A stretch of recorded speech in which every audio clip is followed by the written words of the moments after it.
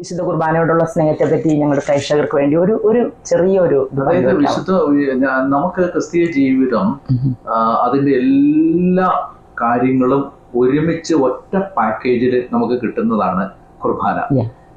അതിനകത്ത് പ്രാർത്ഥനയുണ്ട്, ആരാധനയുണ്ട്, ബലിയുണ്ട്, പിന്നെ ഒരാൾക്ക് അയാളുടെ ജീവിതത്തിലെ സംഘർഷങ്ങൾ മുഴുവൻ സമർപ്പിക്കാനുള്ള അവസരമുണ്ട്.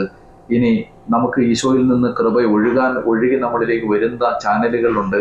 എന്ന് പറഞ്ഞാൽ നമുക്കൊരു ആത്മീയ ജീവിതത്തിന് വേണ്ടത് മുഴുവൻ ഒരു സ്ഥലത്ത് ഒരു മോമെന്റിൽ ഈശോ പറയും ഒരു മണിക്കൂറിൽ നമുക്ക് കിട്ടുന്നു എന്നുള്ളത് യഥാർത്ഥത്തിൽ ഇതുപോലെ വേറൊന്നില്ലല്ലോ നമുക്ക്. കാരണം ഇത് ദൈവജ്ഞാനത്തിൽ മാത്രം ഒരുക്കാൻ പറ്റുന്ന ഒരു സംവിധാനമാണ് കുർബാന. ഇതും ഈ ഒരു മനുഷ്യൻ ഇങ്ങനെ ഒരു ആരാധന രൂപപ്പെടുത്താൻ പറ്റുമെന്ന് നിങ്ങൾ വിചാരിക്കുന്നു? അതായത് ഇത് ദൈവം ഒരുക്കിയ ഒരു ആരാധനാ സമ്പ്രദായം.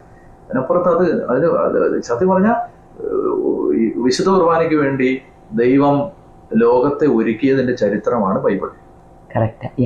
എത്ര യുഗങ്ങളായി ദൈവം ലോകത്തെ ഈ ഈശോയുടെ ബലിക്ക് വേണ്ടി ഒരുക്കി, ദിവ്യകാരണത്തിന് വേണ്ടി ഒരുക്കി. അതുകൊണ്ടാണ് ഞാൻ അന്ന് പണ്ട് പറഞ്ഞത് എല്ലാം കുർബാനയാവാനാണ് പറഞ്ഞാൽ അൾട്ടിമേറ്റ്ലി ദൈവം നമ്മുടെ കൂടെ നമ്മിൽ ഒരുവനെ പോലെ വസിക്കാൻ ദൈവം നമുക്ക് ലോകത്തിന് വേണ്ടി തന്ന ഈ വലിയ സമ്മാനം, അതിനപ്പുറത്ത് വേറെ ഒന്നുമില്ല.